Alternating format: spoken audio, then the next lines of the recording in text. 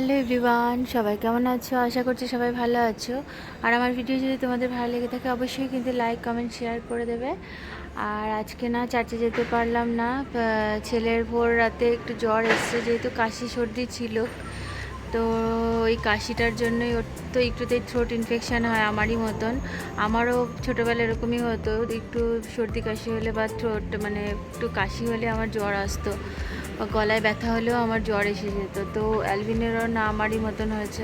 তো আজকে যাব বিকেলবেলা ডাক্তার দেখাতে। এত সকাল সকাল তো হবে না, সম্ভব হবে না, যেহেতু ঘরে কাজও রয়েছে আর সব কিছু করে রান্নাবান্না করে ওদের খাইয়ে দাইয়ে বিকেলবেলার দিকে যাব, অ্যালভিনকে দেখিয়ে আনবো, কারণ আবার স্কুলও আছে।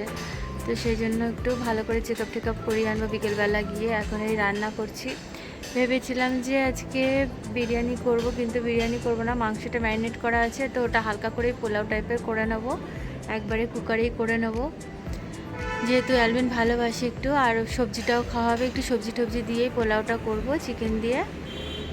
আমি তেলের মধ্যে গোটা গরম মশলা, জিরে, গোলমরিচ সব ফোড়ন দিয়ে দিয়েছি, দিয়ে এখন পেঁয়াজ কুচিটা দিয়ে দিচ্ছি।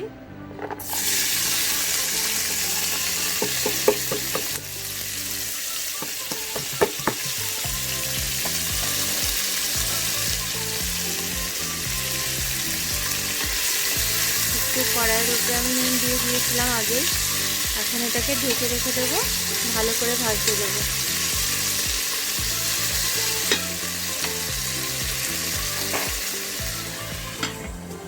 ঢেকে দিলাম, এখন ভালো করে ভাজা হোক। আর এদিকে এই যে মাংসটা ম্যারিনেট করা রয়েছে, আগের দিন রাতেই করে রেখে দিয়েছিলাম। এদিকে ওহানার জন্য চিকেন স্টু বানাচ্ছি।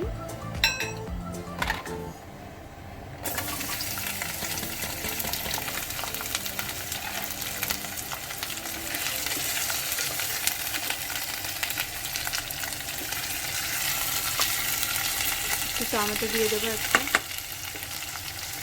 এই যে একটু টমেটো দিয়ে দিলাম। এখন এটাকে ঢেকে আস্তে আস্তে করে কষাতে থাকবো। এদিকে দেখো পোলাওয়ের জন্য একটু গাজর বিনস কেটে নিয়েছি, আলু আছে, আর একটু মাখানা নিয়েছি, আর একটু কাজু কিশমিশ, ওগুলো একটু ভেজে নেব। এই চালটাকে ভিজিয়ে রেখে দিয়েছি। বাইরে প্রচণ্ড হাওয়া দিয়েছে, আর এই যে জুতোগুলো ধোয়া হয়েছে, খুবই নোংরা হয়ে গেছিলো, মেশিনেই ধুয়ে নিয়েছি, আমরা তো মেশিনেই ধুই। কালকে রাতে কেচে রাখা হয়েছে, মানে মেশিনটা চালিয়ে ধুয়ে নেওয়া হয়েছে, আর সকালবেলা তারপরে মেলে দেওয়া হয়েছে। এত সুন্দর পরিষ্কার হয়েছে জুতোগুলো। এই যে চিকেনটা হয়ে গেছে, যে আলু আর গাজর বিনস এগুলো ফ্রাই করে নিয়েছি, কাজু কিশমিশটাও ফ্রাই করে নিয়েছি, আর একটু মাখানাও ফ্রাই করে নিয়েছি। এরপরে একটু আমরা বাইবেল প্রার্থনা করে তারপরে চাল ঠাল দিয়ে সব দিয়ে কুকারে দিয়ে দেবো।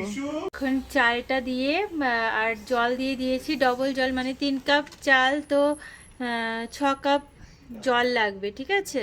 তো সেরকম পরিমাণ মতো ডবল আর কি জল দিয়েছি। আর এবার আলুগুলো সমস্ত কিছু উপকরণ দিয়ে দেবো। এই যে কাজু কিশমিশ যে ভেজে রেখেছিলাম ওটাও দিয়ে দিচ্ছি এর ভেতরে, আর এই যে সবজিগুলো দিয়ে দিলাম, সবজিগুলো যে ভেজে রেখেছিলাম সবজিগুলো দিয়ে দিচ্ছি।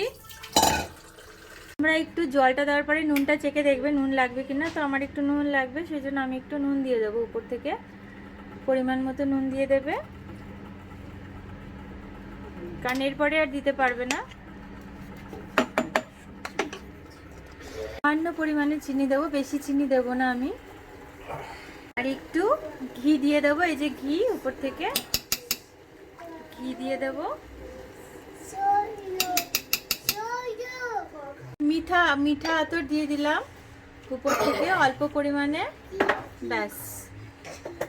বন্ধ করে দিলাম, এখন জোরে দিয়ে একটা সিটি দেবো, তারপর আস্তে দিয়ে একটা সিটি দিয়ে বন্ধ করে দেখে নেবো যে চালটা কতটা সেদ্ধ হয়েছে। এই যে চিকেন পোলাও রেডি, এখন ওদেরকে দিয়ে দেবো খেতে।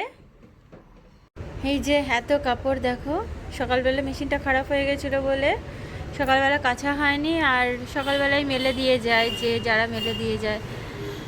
তো ওয়েদারটা দেখো, পুরো বৃষ্টি, আজকে দিনভর বৃষ্টি হয়েছে, আকাশটা খুবই সুন্দর লাগছে, নীল লাগছে, কিন্তু পুরোটাই মেঘ, দেখতে কত সুন্দর লাগে না ভিডিওতে। এখন এই কাপড়গুলো মেলবো, মেলে শুকাতে দিয়ে দেবো, তাহলে হাওয়াতে শুকিয়েও যাবে। এখানে তো যেহেতু পশ্চিম দিক, তো প্রচণ্ড হাওয়া দেয় আর শুকিয়েও যাবে। তো আজকের মতো ভিডিওই অবধি। সবাই ভালো থেকো, সুস্থ থেকো, আবার দেখা হবে নতুন ভিডিওতে। সবাইকে টাটা।